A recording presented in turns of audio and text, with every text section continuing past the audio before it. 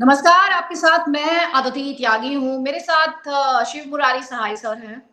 ये farmer EDG intelligence, ADG law and order, ADG armed और जम्मू कश्मीर में अलग-अलग पोज़ीशंस में बहुत सर ने सर्व किया है। लेकिन मुझे लगता है इन सारे डेज़िग्नेशंस के बदले मैं जो एक स्टोरी आपको शुरुआत में सुनाना चाहती हूँ, वो स्टोरी ये है कि अगर आप कश्मीर जाएँगे, तो सर के बारे में ये कहा जाता है कि सर इतने वेल कनेक्टेड थे ग्राउंड पर कि एक रेहड़ी वाले के पास भी इनका नंबर हुआ करता था और वो इन्हें फ़ोन कर सकता था, इन्हें इन्फॉर्मेशन देता था। अब इन्फॉर्मेशन देता था या नहीं देता था, वो तो ख़ैर सर को पता है, लेकिन सर को फ़ोन करता था और अपना दुखड़ा ज़रूर सुनाता था। तो कुछ ऐसे लोग, गिने-चुने लोग, जिन्हें आप उँगली पे गिन सकते हैं, उन जिन्होंने कश्मीरी समाज को, कश्मीरी सोसाइटी को इतना ज़बरदस्त इम्पैक्ट डाला, वो सर हैं। तो इसलिए मैं सर को आज लेके आई इस डिस्कशन में। Thank you sir, thank you so much, नमस्ते, आभार कि आपने टाइम मुझे दिया। Thank you sir. Thank you so much for inviting me for your show. Sir, मेरा आपसे जो आपने पहला इतनी सवाल। सारी तारीफ करी है कि अब तो मैं मजबूर हो हाँ, गया हाँ हूँ सर, तो please carry on, actually it stopped. हाँ, प्लीज़। मैंने कहा आपने इतनी मेरी तारीफ करी है कि अब मुझे तो मजबूरन आपसे बात करनी ही पड़नी पड़ी। ये तब मजबूरन नहीं सर, ये ग्राउंड पे आपके लिए फीडबैक था। ग्राउंड पे लोग बोलते हैं कि आपका जो इम्पैक्ट है, मैं हमेशा किसी भी शख्सियत को उसके इम्पैक्ट से देखती हूँ। कश्मीर में जिस तरह से लोग आपके बारे में बात कर रहे थे और 1-2 और ऑफिसर्स के बारे में बात कर रहे थे, वो दिखाता है कि आपने किस तरह से उन्हें प्रभावित किया है और किस तरह से आपने उनकी लाइफ को टच किया है। तो इसलिए सर, सबसे पहला सवाल, कश्मीर इस वक़्त जहाँ आपको खड़ा दिखाई देता है, और मैं बोलूँगी जम्मू कश्मीर, जहाँ पे आपको खड़ा दिखाई देता है, क्योंकि हमने देखा है थिएटर ऑफ टेररिज्म जो है वो कहीं न कहीं टू एन एक्सटेंट जम्मू भी शिफ्ट हुआ। तो ये जो आपने पूरा जेएनके को लेकर आपका असेसमेंट है क्या सबसे पहले? देखिए, दो चीजें हुई थी जो काफी इम्पोर्टेंट रही हैं जम्मू कश्मीर के टेररिज्म लैंडस्केप में अभी हाल में। सबसे बड़ी चीज जो हुई थी वो था फेंसिंग। जो फेंसिंग हुई थी उससे इन्फिल्ट्रेशन पर काफी कंट्रोल आया था। दूसरा था कि आपका जो आर्टिकल 370 का अमेंडमेंट हुआ है। मैं इसलिए कहता हूं कि आर्टिकल 370 में जो पॉलिटिकल नैरेटिव था कश्मीर के बारे में कि इसका पॉलिटिकल फ्यूचर अनडिसाइडेड है, वो कम से कम इंडिया की तरफ से वो डिस्कशन बंद हो गया। अब हमने अपनी पोजीशन को बहुत क्लियर कर दिया है कि हमको इस मामले में कोई डिस्कशन नहीं करना। और इसलिए जो एक एम्बिग्विटी थी, मतलब एक दुविधा जो थी कश्मीरियों के बीच में कि उनका भविष्य क्या रहेगा, वो दुविधा उनके लिए भी खत्म हो गई। उसको वो पसंद करें या ना करें वो अलग बात, मगर दुविधा खत्म। तो मेरे ख्याल से ये दो बड़ी जरूरी चीजें थी जो हुई। तीसरी चीज जो है वो, अगर आपने देखा हो पहलगाम के बाद जब वहां पे हमला हुआ और 26 लोग मारे गए, तो कश्मीरी समाज में एक अपने आप में, मतलब कोई उसमें बनावट नहीं था, एक अपने आप में एक एहतजाज हुआ, एक प्रोटेस्ट हुआ कि हमको और पाकिस्तान के खिलाफ, सीधे उनने पाकिस्तान के खिलाफ प्रोटेस्ट किया कि ये आतंकवाद उनको नहीं चाहिए। इससे पहले कभी ये हुआ नहीं। तो इससे इससे ये भी एक दर्शाता है कि कश्मीरी समाज जो है उसको मिजाजन को बदल गया, तबीयतन को बदल गया, उनकी भावनाएं जो हैं वो बदल गई। तो इससे इसमें जो बड़ी चीज जो है वो सबक जो हमको मिल रहा है वो ये है। इसके अलावा अगर आप ये जानना चाहेंगे कि आतंकवाद का क्या इतिहास क्या रहा, उसके कारण क्या रहे हैं, उसमें जो बड़ी वजह रही है वो ये था कि जब हमारा बंटवारा हुआ था पाकिस्तान के साथ, तो जम्मू कश्मीर क्योंकि एक मुस्लिम मेजोरिटी एरिया था, तो सबको ये लगा कि ये पाकिस्तान में जाना चाहिए। अंग्रेज भी चाहते थे और जिन्ना साहब ने तो बड़ी कोशिश की। आपको पता ही है कि कबालियों का हमला वगैरह हुआ और उसके बाद जो भी हुआ, यूएन में भी गए हम लोग, और उसके बाद सीज फायर भी हो गया और कुछ हिस्सा उनके पास रहा। बाद में चीन ने 1962 में कुछ हमारा जो नॉर्थ ईस्ट वाला हिस्सा जम्मू कश्मीर स्टेट का उनमें ले गया। अब क्या होता है कि जो इसका पाकिस्तान ने बार बार कोशिश की थी। 48 में उन्होंने कवाली भेजे, तब भी आप देखिएगा कि कश्मीरियों ने साथ नहीं थे। अगर वो वहां पे बारामूला में वो लूटपाट में और वहां पे रेप और ये सब करने में अगर नहीं उलझते तो शायद वो श्रीनगर पहुंच जाते अपने वक्त से। मगर उतना टाइम हमको मिल गया हिंदुस्तान को कि उनने अपनी फौज वहां पे लैंड करा के कश्मीर का काफी हद तक हिस्सा ले लिया था। दूसरा उनने फिर कोशिश करी थी 1965, उनका ऑपरेशन जिब्राल्टर था, जिसमें उनने फिर इसी तरह से इन्फिल्ट्रेशन करने की कोशिश करी थी। उस वक्त भी वो विफल रहे। अब इनका फिर कोशिश रही 1999 में, और अब इनने इस वक्त पहलगाम में हमला किया, जो दिखाता है कि समय समय पर पाकिस्तान ये कोशिश करता रहा है।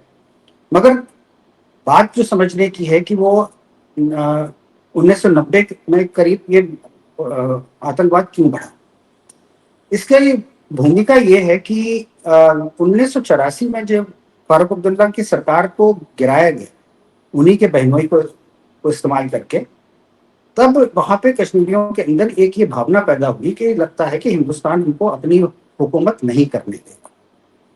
और फिर 1987 के इलेक्शन में कांग्रेस और नेशनल कॉन्फ्रेंस ने मिलजुल के सरकार बनाई, तो कोई ऑपोजिशन वहां रही नहीं। तो एक अपोजिशन जो है, जो जमात इस्लामी ने बैक किया था, वो पैदा हो गया। और 87 के इलेक्शन में जब लोग कहते हैं कि रिगिंग हुई है, जिसमें एक इंस्टेंस है कि ये अमीरा कदर कॉन्स्टिट्यूंसी से मेहदीन शाह इलेक्शन लड़ रहे थे, जो फारूक अब्दुल्ला के रिश्तेदार भी थे। उनका इलेक्शन जो है वो तकरीबन शाम तक लग रहा था कि वो हार जाएंगे। फिर अचानक जो है वो अनाउंस हुआ कि वो इलेक्शन जीत गए। उस पर वहां पे बहुत बड़ा प्रोटेस्ट हुआ, और उनके अपोजिंग कैंडिडेट थे सैयद यूसुफ शाह, जिनको आप सैयद सलाहुद्दीन के नाम से जानते हैं, और उनके एजेंट्स थे यासीन मलिक और हमीद शेख। और यासीन मलिक को भी आप जानती हैं कि वो जेकेएलएफ के सबसे बड़े प्रमोटर बने कश्मीर में। तो इसका एक मतलब आप देखिए पॉलिटिक्स का और या डिनाइल ऑफ पॉलिटिक्स का एक सीधा रास्ता बनता था मिलिटेंसी पे बढ़ने का, और ये मौका पाकिस्तान को मिला। और इस समय क्या हुआ कि क्योंकि 1953 भी हो चुका था जब शेख अब्दुल्ला की सरकार डिसमिस हुई थी, तो उसके बाद ये वहां पे ये नैरेटिव चलाया गया और पाकिस्तान को मौका मिल गया कि वो कश्मीरी नौजवान को बहका के उनको मिलिटेंसी की वोट ले जाए। तो ये बेसिकली बैकग्राउंड है वहां पे हुआ क्या। तो ये आज जो हम स्थिति देख रहे हैं उसमें काफी परिवर्तन हो चुका है। जब 1990 में वहां पे आम भावनाएं थी, और उससे लेके आज तक बहुत फर्क है।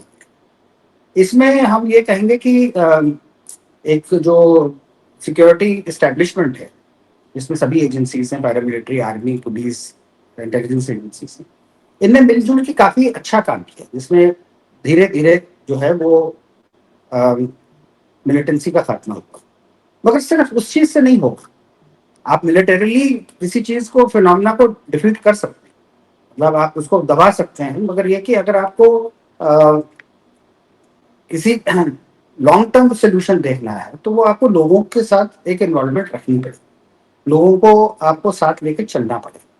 जो फिर ये कि उस सबक के बाद ये कि 1996 में इलेक्शन हुआ, उसके बाद 2002 में हुआ, फिर 8 में हुआ, 14 में हुआ। तो ये जो इलेक्शंस होते रहे उसमें एक डेमोक्रेटिक फीलिंग जो है वो कश्मीरियों में आ गई।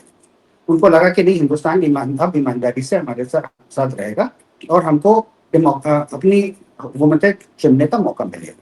तो उससे जो है वो भावनाएं जो है वो धीरे धीरे खत्म हो गई। इस वजह से एक बहुत बड़ा अंतर आया उस सिचुएशन में।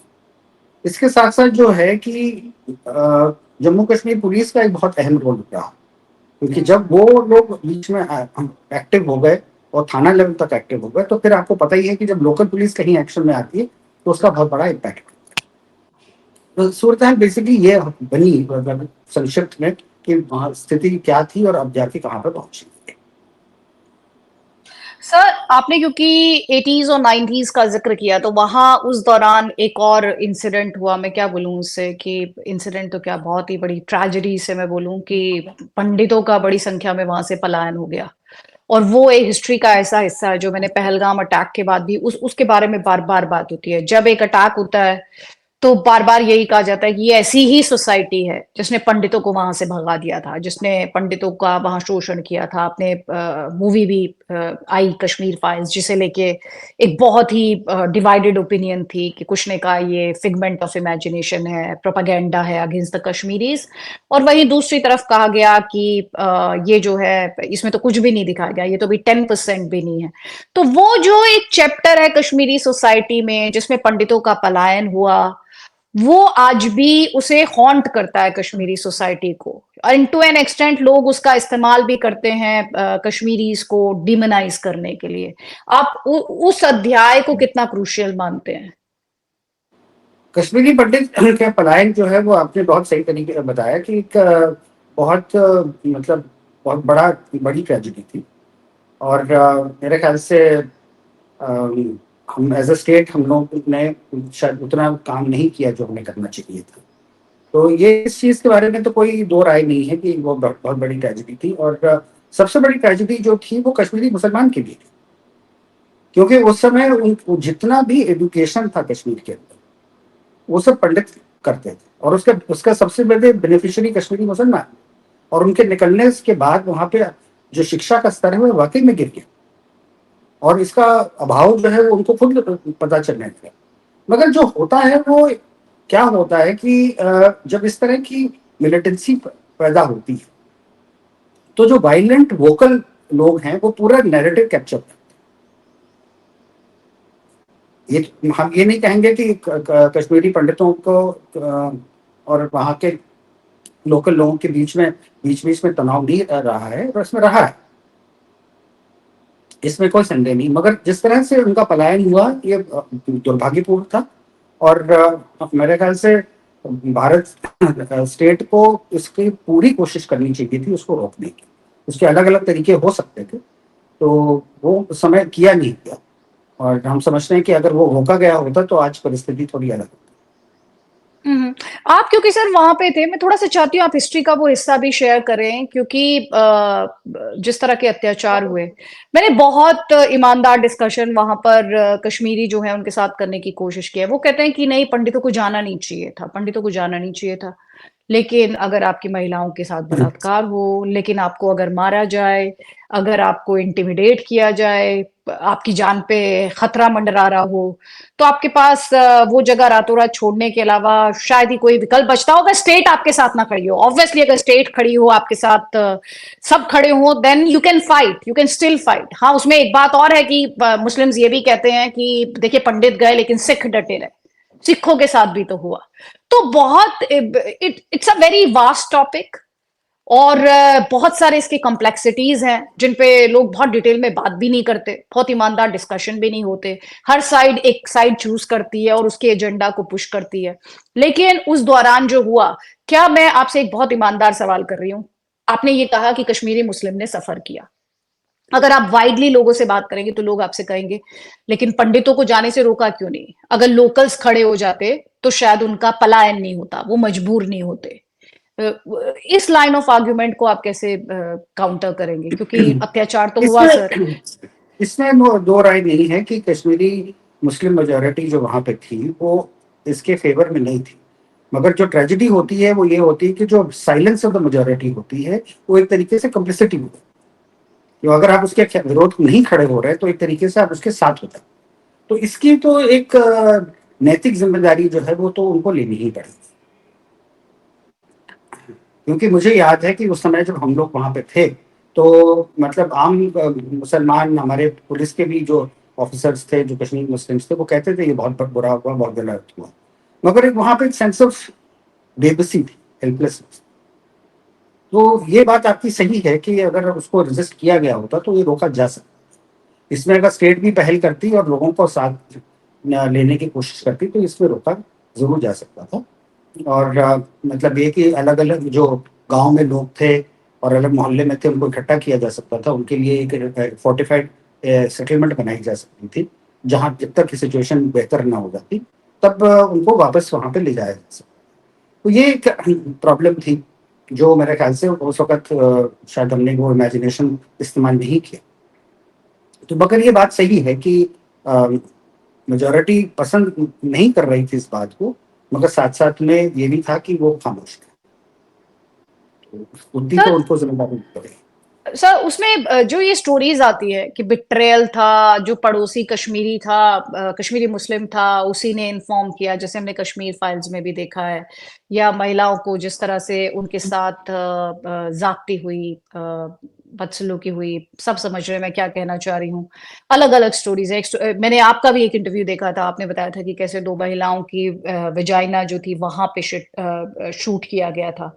तो बहुत ही दर्दनाक कहना चाहिए, मतलब वहशीपन की भी शायद लिमिट को क्रॉस करने वाली एट्रोसिटीज जो थी वो वहां पे हुई।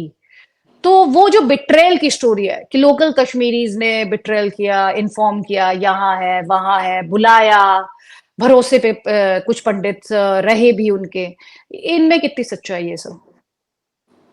देखिए इसमें मतलब हम ये कहेंगे कि जहाँ पे ये भी हुआ तो ऐसा भी हुआ कि कश्मीरी मुसलमानों ने पंडितों को बचाने की कोशिश की। दोनों किस्म के लोग थे, ये नहीं कि सभी लोग उनके खिलाफ थे या उन्होंने किया। ये ऐसी ऐसी सिचुएशंस में ये चीजें होती हैं। एक सेगमेंट ऑफ सोसाइटी जो है वो आप देखिए वो बिट्रे करता है, उसके सेंटिमेंट जो है वो उस तरह के हो जाते हैं। मगर ये कश्मीरी मुसलमानों के साथ भी हुआ। तो इसलिए हम ये समझते हैं कि जो ये चीज हुई थी इसमें नो डाउट के अलग अलग किस्म के सेंटिमेंट होते हैं। जैसे आप आज बांग्लादेश का अगर रेफरेंस देख लीजिए, बांग्लादेश को हमने 71 में आज़ाद किया, हम ही लोगों की फौज यहाँ पर जाके लड़ी, और आज बांग्लादेशी की आप देखिए क्या जुबान हो गई। आज वो ऐसी बातें कर रहे हैं जैसे कि वो मतलब कभी उनको इंडिया ने कभी मदद की नहीं, भारत ने कभी मदद की नहीं। तो ये एक सेंटिमेंट चेंज हो गया, एक नैरेटिव चेंज हो गया। आज भी मुझे लगता है कि वहां पे सेंटिमेंट प्रो इंडिया होगा जरूर, मगर क्योंकि आज एक बहुत वायलेंट और वोकल वहां पे ग्रुप खड़ा हो गया है, वो उस सेंटिमेंट को दबा दे।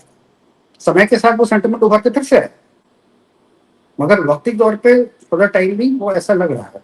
उसी तरह से कश्मीर में भी उस टाइम पे यही ऐसी तरह की सिचुएशन पैदा हुई। एक सेटलमेंट देखिए हमको हमेशा याद रखना चाहिए कि कश्मीर के अंदर रोक के पाकिस्तान था, और अभी तक वो सेंटिमेंट पूरी तरीके से गया नहीं, मगर एक ही मेजोरिटी एक तरीके से अब उसका सेंटिमेंट चेंज हो गया क्योंकि उनके अंदर वो पॉलिटिकल एम्बिग्युइटी खत्म हो। तो इसलिए ये सिचुएशन और हालात और सेंटिमेंट और लोगों की भावनाएं जो है समय के साथ बदलती रहती। उस समय जो सेंटिमेंट था वो मैंने आपको बताया कि एक मेजोरिटी थी जो साइलेंट थी, और एक सब्सटेंशियल चंक था जो इस तरह की बातों पे इतने इन्वेस्ट कर रहा। सर आपको अगर अभी हम वर्तमान में आए तो पहलगाम में लोग बार बार बात कर रहे हैं कि इंटेलिजेंस फेलियर हुआ। बहुत सारे सवाल लगातार डिस्कस हो रहे हैं क्योंकि यू स्पेशलाइज इन इंटेलिजेंस। आपको अभी आपने सेंटिमेंट का जिक्र किया था कि एक डोमिनेटिंग सेंटिमेंट है जो एट टाइम्स बैकसीट ले लेता है। कश्मीर का सेंटिमेंट आपको क्या दिखाई देता है? और ओजीडब्ल्यूज जो है जिनके नेटवर्क के खिलाफ कड़ा एक्शन हमने देखा था कुछ साल पहले तक, अभी भी हम देख रहे हैं, लेकिन ये जो ओजीडब्ल्यूज का नेटवर्क है ये खत्म होता दिखाई नहीं देता। किस तरह की चुनौती है, किस तरह का चैलेंज है? और एट द सेम टाइम मैं जानती हूँ मिलिटेंसी ऑलमोस्ट खत्म होने वाली है, लेकिन फिर हम देखते हैं कि अभी भी जैसे जो एनकाउंटर्स हुए उसमें लोकल कश्मीरी लड़के जो थे वो भी उसमें शामिल थे। तो ये सेंटिमेंट क्या है और ये कैसे सॉर्ट आउट होगा? कैसे आप इसका सोल्यूशन कहाँ देखते हैं? देखिए इसमें क्या है कि पाकिस्तान ने वक्त के साथ अपनी स्ट्रेटेजी भी बदली। पहले उनको लोकल सपोर्ट मिलता था तो उनके पास वो ओवरग्राउंड नेटवर्क जो है वो काफी अच्छा बना हुआ होता था, मगर वो ओवरग्राउंड नेटवर्क जो है वो उनको बिट्रे भी करता, उसी से हम लोग को खबर मिलती थी। तो उन लोगों ने क्या किया कि जब उन्होंने देखा कि कश्मीर के अंदर सेंटिमेंट बदल रहा है, उन्होंने उसकी पूरी स्ट्रेटेजी बदल दी। आज क्या होता है कि आज वो एक बहुत ही हाईली ट्रेंड छोटा ग्रुप भेजता है, इस हद तक कि वहां पे जो ट्रेनिंग होती है पाकिस्तान के अंदर, वो उन लोगों को 3-3 दिन एक हाइडआउट में बंद रखते हैं और एक ही दिन का खाना देते हैं। उनकी आदत डालते हैं कि वो छुप के कैसे बैठे। तो उन लोगों को इस तरह की ट्रेनिंग दी जाती है। दूसरा, उनको जो ट्रेनिंग दी गई है वो मार्क्समैनशिप, निशानेबाजी उनकी बहुत अच्छी करती है। तो वो करते क्या है कि जब वो इन्फिल्ट्रेट करते हैं छोटे ग्रुप में, वो उनके पास क्योंकि जीपीएस वगैरह है, तो वो उनको अपने रास्ते ढूंढने मुश्किल काम नहीं। वो रास्ते ढूंढते हुए चले चले जाते हैं जंगल के अंदर। अब उनको छुपने की क्षमता बढ़ गई है। पहले तो इतनी हार्डी नहीं थे, इतने उनको उनमें उतनी ट्रेनिंग नहीं थी, आज की तारीख में है। और फिर वो करते क्या है कि वो एक जगह स्ट्राइक करेंगे और फिर उसके बाद वो मूव करते हैं, फिर वो दूसरी जगह जाकर स्ट्राइक करेंगे। तो आप देखिएगा कि एक ग्रुप जो है जो रजौरी पुंछ में घुसता है, वहां से स्ट्राइक करता है, फिर वो जम्मू के इलाके में जाता है, फिर डोडा में जाता है, फिर कश्मीर में घुसता है। क्योंकि पहले का जो पैटर्न था कि वो एक ग्रुप जो है किसी इलाके में जाता था तो वहां ही बैठता था और वो एक नेटवर्क क्रिएट करता था जिसमें उसको लोग मिलते थे जो उसका काम करते थे, उसको पैसे देते थे, उसका हाइड आउट करते थे, उसको खाना देते थे, उसको इन्फॉर्मेशन देते थे। वो उनको पता है कि वो नेटवर्क उनको बनाना जो है पॉसिबल नहीं, क्योंकि उनको उस तरह का कोऑपरेशन नहीं मिलेगा। तो अब वो इसी तरह से पैटर्न फॉलो करते हैं। वो एक बड़ा सिंपल गुरिल्ला पैटर्न है, जिससे मतलब ये कि हम लोगों को भी अंदाजा नहीं लगता है कि ये कहाँ पे घुसे, कहाँ पे गए। और अभी भी थोड़ा बहुत सेंटिमेंट अभी भी बाकी है वहां पे। नौजवानों को बरगलाने में कोई मुश्किल काम नहीं होता। जवानी की सबसे बड़ी मुश्किल ये होती है कि उनको खुद नहीं पता होता कि जो करने जा रहे हैं उसका क्या नतीजा निकलेगा। तो ये एक सेंटिमेंट को ये एक्सप्लॉइट करते हैं उसको। जैसे इंटरनेट के ऊपर वो इनके जो साइट्स हैं उस पर वो उनसे बात करेंगे, फिर देखेंगे कि कौन सा आदमी जो है वायलेंस की तरफ जा रहा है, तो उसको फिर और रिक्रूट करते हैं, फिर उनसे कोई आके कांटेक्ट करेगा। तो इस तरह की चीजें हो रही। मगर इससे ये दिख रहा है कि जो उनका बेस है वो बड़ा श्रिंक कर गया है, बहुत उनकी जमीन बहुत कम हो गई। और फिर ये जब जंगल के इलाके में जाते हैं वहां पे वो खाना मंगाने के लिए छोटे बच्चों का इस्तेमाल करते हैं, खासतौर से छोटी लड़कियों का इस्तेमाल करते हैं, जिनके शायद खुद भी समझ में नहीं आ रहा है वो क्या कर रही है। और हमारे सामने मुश्किल ये आती है कि हम उनको पकड़ नहीं सकते, पकड़ेंगे तो एक बड़ा अलग किस्म का नैरेटिव आ जाता है। तो ये डिफिकल्टीज आ रही हैं वहाँ पे ह्यूमन इंटेलिजेंस की और उनके ऑपरेशनल स्टाइल। तो मैं समझता हूँ कि इसमें मतलब जब 26 लोग मरे हैं तो कुछ तो गड़बड़ हुई है। इसमें हम ये तो नहीं कह सकते हैं कि गड़बड़ नहीं हुई है। और किया कि इंटेलिजेंस में नहीं था, ये भी फैक्ट सामने नजर आ रहा है। तो हम लोगों को अपने लिए इंटरनली ये भी सोचना पड़ेगा कि जो उनका नया पैटर्न है उसको काउंटर करने के लिए हम लोग ह्यूमन और टेक्निकल इंटेलिजेंस क्या इस्तेमाल करें। जैसे पहलगाम के बारे में बताया जाता है कि वो चाइनीज फोन इस्तेमाल करते हैं, वो हुआवे के फोन जो सिर्फ चाहे पाकिस्तान आर्मी को दिए गए। तो उन लोगों ने भी अपने कम्युनिकेशंस को अपग्रेड किया है। दूसरा है कि वो उन्होंने एक सिस्टम निकाला जिसमें वो वायरलेस के ऊपर डेटा भेजते हैं। तो वो एक नई चीज है, उसका भी मतलब समाधान निकला नहीं है। मगर ये कि ये इन चीजों की वजह से उनको अपने आप को कम्युनिकेशन कंट्रोल करने में फायदा भी है, मगर उसका उनको नुकसान भी है। क्योंकि जिस तरह का वो कम्युनिकेशन कर सकते थे खुले तरीके से पहले करते थे मोबाइल फोन वगैरह या सैटेलाइट फोन पे, वो उनके लिए पॉसिबल नहीं। तो वहां पे भी उनकी जमीन जो है वो कम होती चली जा रही है। तो इसका समाधान होगा कि हमारे ऑपरेशनल स्टाइल में, टैक्टिकल स्टाइल में हमें बदलाव लाना होगा। और हमें अब कश्मीरी सोसाइटी में अब ज्यादा आसान हो गया है उस एलिमेंट को आइडेंटिफाई करने के लिए जो अभी भी इस तरह की सोच रखता है।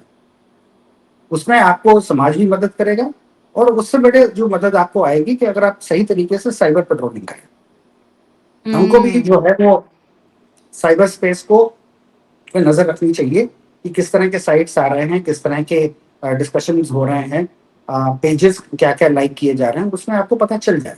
इसके टूल्स हैं जो आपको ये चीजें दिखा सकते हैं। तो इस पे अगर हम लोग इस तरह की चीजें करेंगे तो मेरे ख्याल से इसमें काफी फर्क आएगा। आप देखिए 2001 में एक साल के अंदर 2500 इंसिडेंट होते थे। आज की तारीख में एक साल के अंदर 100-150 के बीच में इंसिडेंट होते हैं। तो फर्क तो आया है और काफी फर्क। सर आपने एक्चुअली जो मेरा सवाल था उसका एक उस सवाल को एक्चुअली आपने ऑलरेडी उठाया। मैंने एक चीज देखी, कुछ एक स्टोरीज हैं जो मैंने ग्राउंड पे देखी। मसलन मैंने एक चीज महसूस की कि पाकिस्तान ने सोशल मीडिया का जो स्पेस है उसे पूरे तरीके से डोमिनेट किया है। जब उसे रेडिकलाइज करना है या जब उसे मिलिटेंसी की तरफ किसी को पुश करना है। एक दूसरा मैंने एक और चीज़ जो ग्राउंड पर महसूस की और मैं आपके साथ शेयर भी करना चाहती हूँ, शायद आपके लिए आप जैसे एक्सपर्ट्स के लिए बहुत यूज़फुल हो to in terms to guide policies. Israel और गाज़ा के बीच जो हो रहा है, सोचिए ज़रा कश्मीर में बच्चा खड़ा होके मुझसे कहता है कि मैं इज़राइल 2 साल में इज़राइल के सिस्टम डाउन कर दूँगा। और वहाँ पर लोगों के पास वो इन्फॉर्मेशन आ रही है जो एग्जिस्ट नहीं करती। मसलन जब पहलगाम हुआ तो एक कश्मीरी जो सैयद शाह जो कि पोनी चलाते थे, उनकी भी उसमें डेथ हुई। वहां पे ये नैरेटिव गढ़ा गया कि देखो ये जो हिंदूज हैं उनके नाम लिस्ट में डाले गए हैं और सैयद शाह का नाम जो है वो लिस्ट में नहीं है। मुझे बहुत लोगों ने कहा, मेरे बहुत सारे इंटरव्यूज में ये कहा गया, जबकि वैसा था नहीं। तो बहुत सारा झूठ पहलगाम के बाद परोसने की कोशिश की गई। हमने वो वायरल वीडियोस भी देखे जिसमें कुछ, मैं उन्हें खैर फ्रिंज एलिमेंट्स कहती हूँ, मैं तो नहीं कहती, जिसमें लोग कह रहे थे कि हमें क्या पता किसने किया है। तो ये जो सोशल मीडिया पर स्पेस एक्वायर किया है पाकिस्तानी एजेंसी ने, पाकिस्तान के पूरे इकोसिस्टम ने, आपको लगता है कि सबसे बड़ा चैलेंज इसी में छिपा हुआ है? देखिए, नैरेटिव को कंट्रोल करना तो एक बहुत जरूरी चीज है। मैं जब आईजी कश्मीर था तो वहां पे मैंने एक मीडिया सेंटर खोला था और हमारा जो फिलॉसफी थी कि अगर आप सोर्स ऑफ इंफॉर्मेशन है कंट्रोल करते हैं तो आप नैरेटिव को भी कंट्रोल कर सकते हैं। और उसमें हम लोगों की कोशिश ये रहती थी कि जो पुलिस का पर्सपेक्टिव है वो सबसे पहले बाहर जाए। तो हमने तो वहां पे एसएचओ तक को भी एम्पावर कर रखा था कि अगर आप मौके पे खड़े हैं तो अगर आपको जर्नलिस्ट कांटेक्ट करता है तो आप जर्नलिस्ट को पूरी बात जो है ईमानदारी की बता दीजिए, क्योंकि उसको ही इंफॉर्मेशन चाहिए। अगर हम नहीं देंगे तो वो कोई और देगा, और वो कोई और वही है जो आप अभी बता रही थी कि वो लोग अपना नैरेटिव पुश करेंगे। तो सबसे इंपॉर्टेंट चीज होती है कि आप इंफॉर्मेशन को सबसे पहले आप बाहर निकालें। तो जब आप सबसे पहले आपका इंफॉर्मेशन जो है वो बाहर आएगा तो वो नैरेटिव को सेट करता है। तो जब इस तरह की चीजें होती हैं तो हम लोगों को भी उस नैरेटिव को सेट करना चाहिए था, क्योंकि नैरेटिव जो है वो इंडिया में भी दूसरी डायरेक्शन में चलता है। तो इसलिए हमको वहां कश्मीर के अंदर ये नैरेटिव जरूर सेट करना चाहिए था, जो हमें मौका कश्मीरी ने दिया जब वो खुल के बाहर आया प्रोटेस्ट करने की।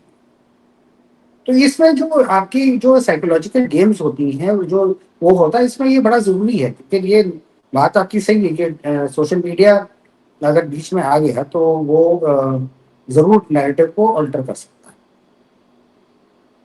इसमें सर आपने जो बात कही ना कि कश्मीरी ने हमें मौका दिया था, मुझे याद है when I was talking to the Kashmiris, हमारे यहाँ एक सेक्शन था जो इस बात को पुश करने में लगा था कि कश्मीरी को डिमोनाइज कैसे कर दूं। इसलिए मैंने कहा वो पंडितों के साथ जो हुआ वो हिस्ट्री का वो हिस्सा भी खुलकर आया कि भाई जो पंडितों के साथ हुआ वही हम पहलगाम में रिपीट होते हुए देख रहे हैं। तो कहीं ना कहीं जो वॉर ऑफ नैरेटिव थी, और ये मैं जो देख भी रहे हैं, हमें सुन भी रहे हैं इस वक्त, मैं उनसे ये कहना चाहती हूँ कि आप जब कुछ शेयर करते हैं या आप कोई कंटेंट को पुश करते हैं तो आप इस बात का ध्यान रखिए कि वो आपकी कंट्री के अल्टीमेट गोल में फिट होता है या सिर्फ वो आपको एक इंस्टेंट ग्रेटिफिकेशन दे सकता है, जो आपकी पर्सनल खुंदक है सिर्फ वो उसी को सेटिस्फाई कर रहा है। ये चीज आप जरूर ध्यान रखिएगा सर। अब आपको रोड अहेड कितनी मुश्किल दिखाई देती है, क्योंकि पाकिस्तान तो बाज नहीं आएगा। एक ऐसी कंट्री जो अपनी हार को सेलिब्रेट करती हो, जहां का फेल्ड जनरल फील्ड मार्शल बना दिया जाता हो, तो आप क्या ही उनसे ये एक्सपेक्ट करेंगे कि वो अपने तौर तरीके बदलेंगे? या आप मुझसे ज्यादा जानते हैं, आपको लगता है कि कुछ चेंज हमें अभी कुछ, क्योंकि हमने उनके टेरर इंफ्रा को हिट किया है, तो कुछ हमें थोड़ा टाइम मिलेगा to build further on our capabilities? और दूसरा, कश्मीर में इंटेलिजेंस नेटवर्क मैं रिवाइव बोलूंगी क्योंकि बीते सालों में मैंने बहुत ज्यादा ऑपरेशंस नहीं देखे। एंड अगर हम रियली ग्रो करना चाहते हैं और सही मायने में एक नॉर्मल सी जो ऑलरेडी है वहां पे उसे और पुख्ता तौर पर आगे लेके जाना चाहते हैं, तो उस नेटवर्क को स्ट्रॉन्ग करने की जरूरत आपको भी लगती है क्या? हमारे यहाँ पे जो ज्यादातर हम लोग देखते हैं वो ये है कि हम लोग रिएक्ट करते हैं जब कोई इंसिडेंट होता है। मगर जब इंसिडेंट नहीं हो रहे होते हैं, वो आपके पास सबसे अच्छा टाइम वही होता है कि आप अपने इंटेलिजेंस नेटवर्क को बिल्ड करें। इंटेलिजेंस आपको मैं बताऊं ईमानदारी के तौर पे 90% जो है वो आपको सड़क पे मिल जाएगी, मगर आपको ये पता होना चाहिए कि इसको एक्चुअल किससे कैसे जोड़ा जाए। आपने जिक्र किया कि हर एक रेडी वाले का नंबर को भी के पास भी मेरा नंबर होता था, वो इसीलिए था क्योंकि वो एक पब्लिक आउटरीच। जैसे हम लोग उस समय पे कभी जैसे कोई हादसा होता था या नेचुरल डिजास्टर होता तो 2014 के फ्लड्स में पुलिस ने बहुत आगे बढ़ के मैं एडीजी आर्म था तो हमने रिलीफ काम किया। हम स्कूल्स में गए, हम हॉस्पिटल्स में गए, उनकी सफाई हमने करने की कोशिश करी। तो इस तरह से जो है वो आपका एक गुडविल पैदा हो। आप जब गुडविल पैदा करेंगे तो इंटेलिजेंस आपको वैसे ही याद है। मुझे याद है कि जब मैं एसएसपी जम्मू था तो वहां मतलब मुझे एसएसपी जम्मू अपॉइंट किया गया था जब स्टेडियम में 26 जनवरी के दौरान ब्लास्ट हो गया था और गवर्नर के पोडियम के नीचे ही ब्लास्ट हुआ था। उनके पीएसओ एनर्जी के कमांडो थे, वो उनकी आधी डेड बॉडी उड़ गई थी और आधी जो है तारों की ऊपर मिली थी। तो उस तरह का जो वहां पे वाक़ा हुआ था उसके बाद सवाल यही उठा कि इंटेलिजेंस फेलियर था, मगर एक्चुअली इंटेलिजेंस फेलियर नहीं था एक तरीके से, क्योंकि वो जो उन्होंने डायरेक्टली पाकिस्तान से इन्फिल्ट्रेट करके वो बॉम्ब प्लांट किए थे जो हमारी समझ से भी बाहर, वो ट्रिगरिंग डिवाइस जो है उस समय किस तरह का। खैर ये सब चीजें हमें बाद में पता चली, मगर जो इम्पोर्टेंट चीज वहां पे हुई थी उस समय वो ये था कि हमने कोई रैंडम अरेस्ट नहीं की। हमने बड़े मेथोडिकली वर्क करने की कोशिश करी ये जानने के लिए कि एक्चुअली हुआ क्या है। तो मुझे याद है कि उस समय वहां पे एक बहुत प्रोमिनेंट मुस्लिम ऑर्गेनाइजेशन थी, उसका हेड आया मुझे मिलने के लिए अकेले, और उसने मुझे कहा कि हाँ, पहले तो वो एक ग्रुप में है, वो मुझे इसलिए मिलने आया कि उन्होंने कहा कि सर हम ये देखना चाह रहे थे कि आप इतने खामोश क्यों हैं इस इंसिडेंट के बाद। ज्यादातर तो लोग मतलब काफी अरेस्ट वरेस्ट वो करते हैं, तलाशियां होती हैं। तो मैंने कहा कि मुझे अभी पता नहीं है कि किसने किया है, जब पता चल जाएगा तो हम उसके पीछे जरूर पड़ेंगे, मगर अभी इस वक्त आम जनता को परेशान करने से हमें कुछ मिलने वाला नहीं है और हम अपना वक्त जो है वो बर्बाद करें। तो उसके बाद ये बात सुन के वो लोग चले गए। फिर वो आदमी अकेले में है और उसने मुझे एक इंसिडेंट कोट किया जो मेरे आने से पहले वहां पे हुआ। एक वहां पे जो लड़का था उसने दाढ़ी वाड़ी बना के और सिखों की तरह अपनी पगड़ी बनाई थी और उसने जाके वहां पे एक बाजार में ग्रेनेड देखा। तो पब्लिक ने उसको पीछा करके उसको पकड़ लिया था। फिर वो पता चला कहानी क्या है। तो उसने मुझे इशारतन ऐसे कहा कि आप लोग ने उस केस के बारे में, वो तो ठीक है लड़का पकड़ा गया, और उसके आगे आपने कुछ नहीं किया। तो मैंने फौरन जो इन्वेस्टिगेटिंग अफसर था उसको बुलाया, वो केस फाइल मैंने मंगवाई, मैंने देखा इसमें क्या है, उसको पढ़ा। फिर मैंने कुछ एक आध अफसर उस समय के को बुलाया, पूछा उनसे क्या है, और हमें एक जम्मू का एक बहुत बड़ा नेटवर्क जो वहां पे इंसिडेंट्स करता था वो हमें मिला। उसमें हमने 5-6 लोगों को पकड़ा भी, हथियार भी हथियार। तो इस तरह से आपको लोग मदद करेंगे अगर आप तो गुडविल पैदा करते हैं। आपको और कोई स्टोरी याद है जो आप शेयर करना चाहें, आपके टाइम की हो, जिससे आपको लगता है कि लोगों को इंसाइट्स मिलेंगी कि किस तरह से मिलिटेंसी, कभी किसी मिलिटेंट ने आके आपसे कुछ ऐसी स्टोरीज शेयर की हो जिसकी कल्पना आपने भी ना की हो कि ऐसा कुछ हो सकता है, ऐसा कुछ एग्जिस्ट करता है? मैं जब एसएसपी बारामूला था तो हम लोगों ने कोशिश की थी कि समझने की, क्योंकि मैं पहले एक आईपीएस अफसर था जो बारामूला में एसएसपी पोस्ट हुआ। तो मेरी कोशिश रहती थी कि समझने के लिए प्रॉब्लम की जड़ क्या है, इतने सारे नौजवान जो हमारे खिलाफ हथियार लेके खड़े हो गए, ये वजह क्या है। तो मैंने उनके बैरक्स में बैठ के उनसे बातचीत शुरू की और मैंने देखा कि उसमें बहुत सारे ऐसे लोग थे जो एक जमाने में कांग्रेस पार्टी से भी लिंक, नेशनल कॉन्फ्रेंस से भी लिंक थे, बल्कि यासीन मलिक के फादर जो है खुद नेशनल कॉन्फ्रेंस के वर्कर थे। तो ये मैं समझने की कोशिश कर रहा था कि वो ये लोग ऐसा क्यों सोचते, उनके अंदर भी वही पॉलिटिकल भावना थी। कि हिंदुस्तान हमारे साथ इंसाफ नहीं करेगा, तो उनसे डिस्कशन होता है कि इनको ऐसा क्यों था, कहीं कहीं उनको हमारी पॉलिटिकल मिस्टेक्स हैं, उसके लिए वो एक तरीके सही भी होते थे, मगर वो एक बड़ा सिलेक्टिव नैरेटिव होता ना, मतलब हमारी सिलेक्टिव मेमोरी होती है, जो हमें कन्वीनियंट लगता है उसको हम याद रखते हैं, जो हमें इनकन्वीनियंट लगता है वो हम भूल जाते हैं। तो ये भी उनके साथ भी यही है, वो भी कन्वीनियंटली देख रहे थे। तो उसमें हमको क्या पता लगा कि जो हिजबुल मुजाहिदीन है, जो बाकी ऑर्गेनाइजेशन हैं जैसे अब जिहाद था उस समय या मुस्लिम मुजाहिदीन था, उनके आपस में आइडियोलॉजिकल डिफरेंसेस बहुत थे। तो हमने उन ग्रुप्स को विनोर भी किया, बल्कि उसका जिक्र जो है वो जनरल नानावती के बायोग्राफी में अभी हाल में किताब निकली है शूटिंग स्ट्रेट, उसमें उन्होंने उस बात का जिक्र भी लाया है कि हम लोगों ने ऑपरेशंस कैसे किए।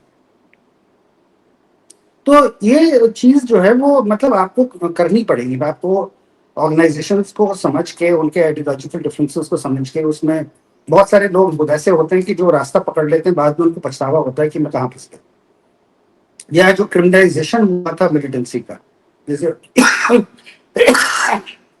Sorry No, it's okay, sir. Please have water. That's okay.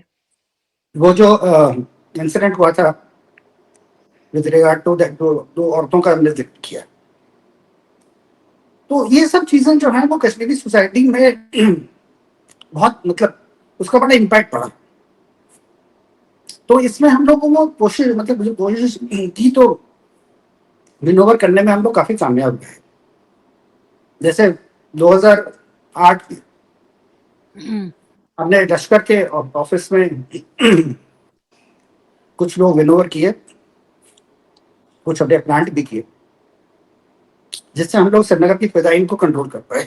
उनके ऑफिस में हमारे पेनेट्रेशन था, उन्होंने डिमांड करी थी सिम कार्ड्स, वो सिम कार्ड्स हमने उनको भेज दिए और आईबी को इन्फॉर्म कर दिया कि ऐसा ऐसा है, क्योंकि हमने सिम कार्ड्स मांगे थे जम्मू कश्मीर से बाहर के। तो उससे हमें अंदाजा लग गया था ये एक्शन जो है वो कंट्री के किसी और हिस्से में होने जा रहा है।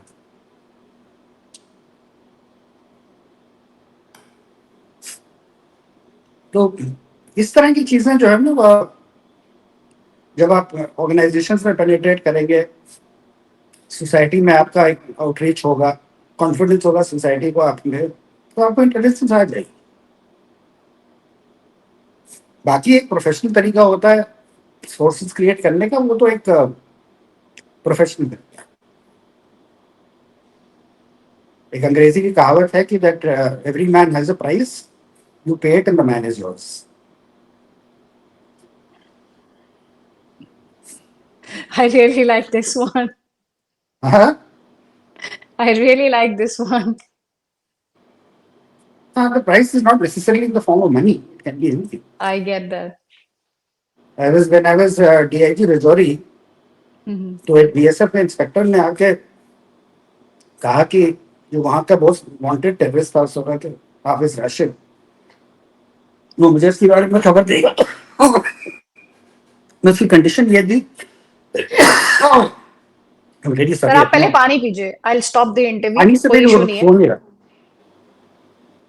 तो आप बता रहे थे कि कैसे they were arranging SIM cards for to carry out an attack in some other part of India.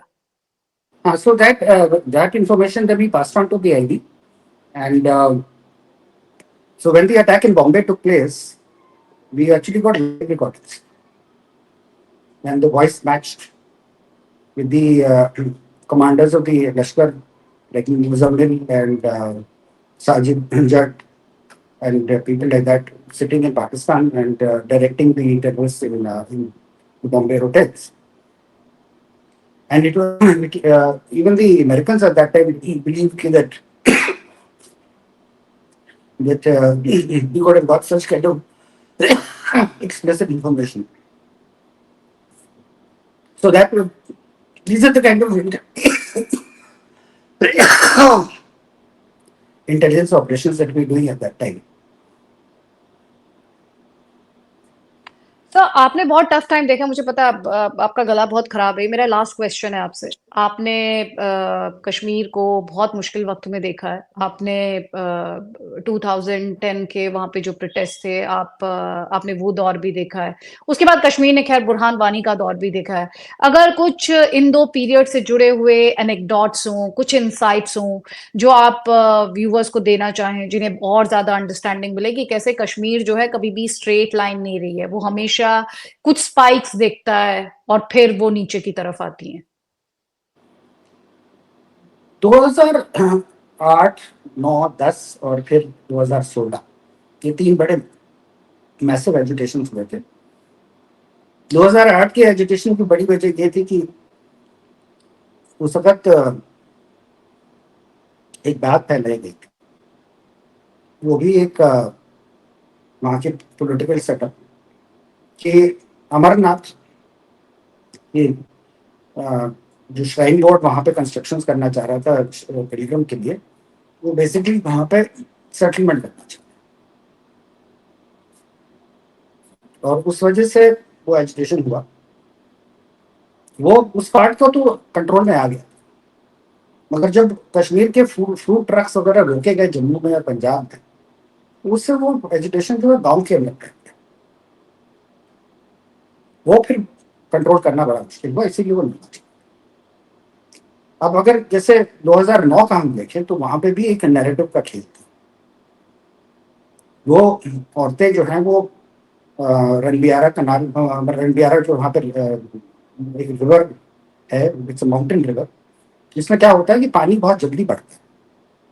तो उसकी जो चौड़ाई है वो करीब 1 किलोमीटर। ये जो दो औरतें थी, वो जब तक वो दूसरे किनारे तक पहुंचती तब तक पानी इतना बढ़ गया कि वो पार नहीं कर पाई, वो उसमें डूब गई। अब उसको जो है वहां पे जमात ने इस्तेमाल करने की कोशिश करी कि इसको एक नैरेटिव बना के एजुकेशन फिर किया, जिसमें वो काफी हद तक कामयाब भी हो गए। अब उसमें क्या प्रॉब्लम थी कि वो जो सच्चाई थी, जो बाद में सीबीआई की इन्वेस्टिगेशन में बाहर निकल के आई, उस समय उस नैरेटिव को बाहर आने नहीं दिया गया। और इस हद तक कि मतलब लोग इतने डर गए उस चीज से कि हम अनपॉपुलर हो जाएंगे कि एसपी को और डीवाईएसपी और एसएचओ को भी अरेस्ट कर लिया गया सप्रेशन ऑफ एविडेंस पर। अब वो क्या एविडेंस सप्रेस करते जब कुछ वहां हुआ ही नहीं था। तो that was an agitation where the narrative was not controlled. क्योंकि वहां पे जो लेडी डॉक्टर थी आके उसने कहा कि उसमें से एक लड़की का रेप हुआ, जो हुआ नहीं था। बाद में जो सीबीआई ने बॉडीज एग्ज्यूम करके पोस्टमार्टम किया तो वो was proved to be a virgin। तो एंड ये सब सरकारी हॉस्पिटल में। तो उस समय सरकार के पास ऑप्शन था कि वो उस नैरेटिव को कंट्रोल करते और उसमें डटे रहे, तो एजुकेशन खत्म। मगर वो लोग भी यही बात बोलने लगे कि हाँ कुछ हुआ है। तो इसलिए मतलब 2009 was basically mistake of not controlling the narrative. 10 again came on the allegation of innocent killings। और उसमें फिर क्या हुआ कि जो एजुटेशन होता था प्रोटेस्ट में, वो डेड बॉडी ली जाती थी, फिर प्रोटेस्टर्स पे फायरिंग होती थी, उसमें कोई मरता था।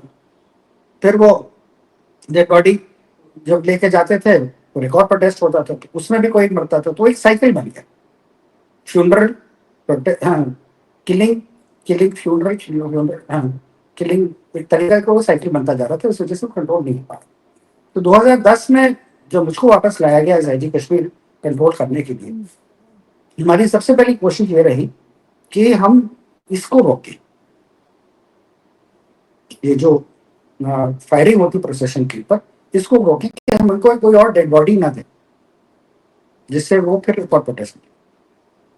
तो जब वो साइकिल हमने तोड़ा तो उसमें काफी हद तक चीजें कंट्रोल में आ गई।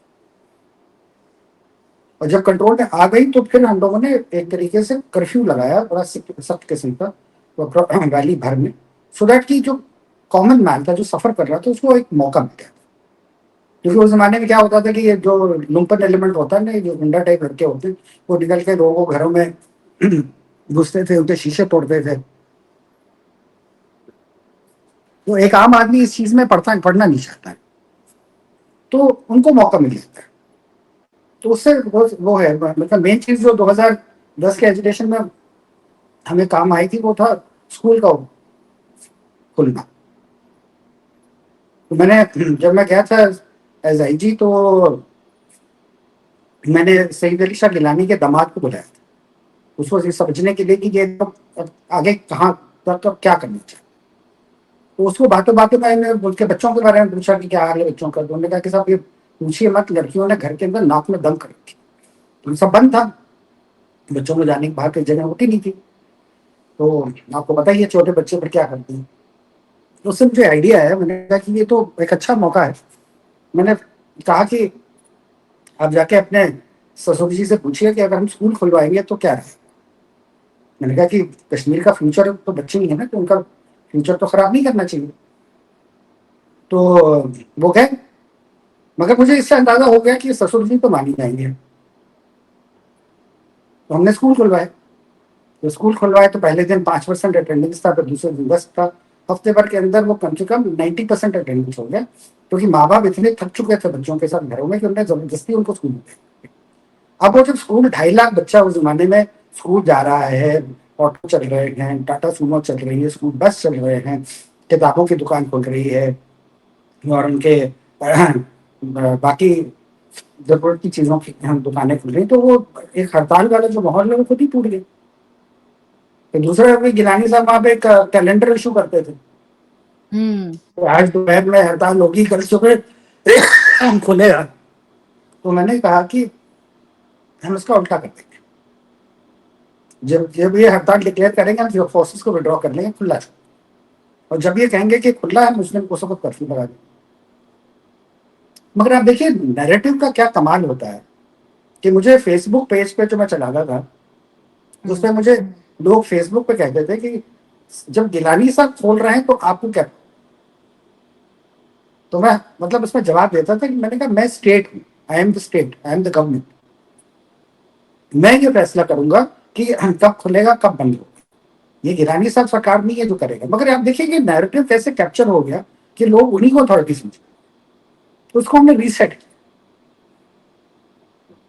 तो इस तरह की चीजें जो है वो हुई। बुरहान वानी वाले एपिसोड में ये था कि बुरहान वानी ने, क्योंकि बड़ा एक अच्छा खूबसूरत सा लड़का था, बोलता अच्छा था, तो उसने भी सोशल मीडिया स्पेस को कैप्चर किया।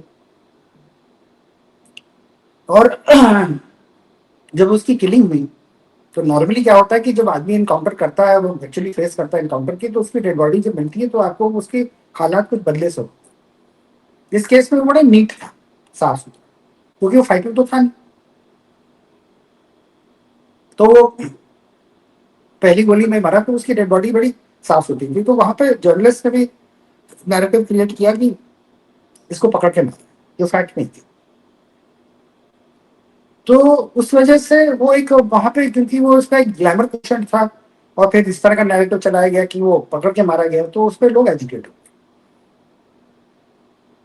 तो उस एजुकेशन भी एक्चुअली अगर हम देखें तो उसका जब हमने पैटर्न स्टडी किया, तो वहां पे कुछ गांव हैं जिसमें अरबनी जो है वो इसका सेंटर है, और वहां से वो पूरा जो है वो जुलूस निकलते थे अलग अलग डायरेक्शंस में, और साथ में फिर हर गांव से लोग जुड़ते जाते थे। और जब तक वो हाईवे पहुंचता था, नेशनल अनंतनाग पहुंचता था या कुलगाम पहुंचता, जो हमारे डिस्ट्रिक्ट हेडक्वार्टर थे, वो बहुत बड़ा जुलूस लगता। ऐसा लगता था कि पूरी वैली के अंदर, और पर्टिकुलरली साउथ कश्मीर में, मतलब इनकलाब आया हुआ, एक रिवोल्ट आया हुआ, मगर ऐसा था नहीं। वो एक, बट उनने भी बड़े स्ट्रेटेजिकली प्लान किया। तो अरवनी था, खुडवली था, एक और गांव था मुझे नाम नहीं याद आ रहा, इसी टाइप और के। ये त्राल में थे? ये हाईवे के साउथ में है।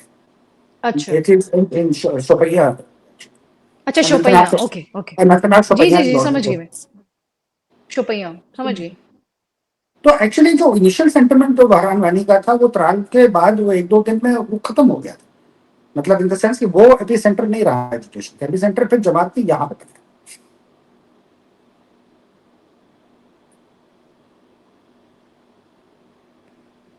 तो अगर वो जुलूस ना निकलने दिए गए होते और नैरेटिव को शुरुआती 2 दिनों में कंट्रोल कर लिया गया होता, तो आपको लगता है कि उतना बड़ा एजिटेशन जो हमने देखा, वो सस्टेन ही नहीं कर पाता? देखिए, पब्लिक सेंटिमेंट और पब्लिक का जो एजिटेशन होता है ना, उसको कंट्रोल करने में टाइम, क्योंकि आपने वह ह्यूमन लॉस को अवॉइड करने की कोशिश की। और बाद में फिर वो हुआ, जब हमने पैटर्न स्टडी किया कि क्या हुआ है, तो हमने सबसे ज्यादा डिप्लॉयमेंट उन्हीं गाँव के ऊपर कर दी। ये जो एपी सेंटर है उसी को कंट्रोल कर लीजिए, तो बाद में कोई दिक्कत नहीं। जब वो किया गया तो वो बंद हो गया। उसमें थोड़ा टाइम लगा उसको एनालाइज करने में कि वो इसका पैटर्न कहाँ से शुरू। ये बहुत इंटरेस्टिंग है सर, और मैं आपने मुझे इतना टाइम दिया उसके लिए बहुत बहुत आभार। लेकिन मुझे एक स्टोरी याद आई इस पे, जनाजा ए कारोबार कि मैंने फिल्म देखी थी, और ये बहुत होता था कि ये जो जनाजे निकलते थे, ये फॉरेन मीडिया ने बड़ा कैप्चर करता था। उसमें माएँ जो थी वो हवा में फायर करती थी, और एक नैरेटिव गढ़ा जाता था कि कश्मीरी जो हैं बड़े बड़े दबे कुचले हैं, और माएँ जो हैं वो अपने बेटों को भेज रही हैं, ये किसी तरह का कोई फ्रीडम स्ट्रगल है। तो और फिर उसमें मैंने देखा कि फुटेज पे, जो बाद में हमारी एजेंसीज ने एक्सपोज भी किया वीडियोज में, कि वो एक ही माँ होती थी जो गन से फायर कर रही होती थी। हर जनाजे में वही सेम कैरेक्टर होते थे जो वो नाटक क्रिएट करते थे, और वो जो शोर शराबा, विलाप, चीख पुकार, वो सेम कैरेक्टर्स जगह जगह जनाजों में दिखाई देने लगे थे। तो मुझे वो स्टोरी याद आई। लेकिन सहाय सर, आप मुस्कुरा रहे हैं, कुछ ऐड करना चाहते हैं? नहीं, मैं सिर्फ उसको कह रहा हूँ कि आपको बात जो है बड़े अच्छी तरीके से समझ में आई। Thank you sir, thank you so much. आपने टाइम दिया है, मुझे पता है मैंने आपसे आधा घंटा मांगा था, बहुत टाइम हो गया sir, sorry. Thank you so much. और इतना कुछ आज सीखने और समझने को मिला है जम्मू कश्मीर के बारे में, खासतौर पे कश्मीर के बारे में। मुझे पूरा यकीन है आधे लोग तो आपका ये इंटरव्यू देखने के बाद खुद ही समझेंगे कि सोसाइटी को कितना क्लोजली जानने और समझने की जरूरत है। बहुत सारे कॉम्प्लेक्सिटीज हैं। धन्यवाद सर, नमस्कार। Thank you so much.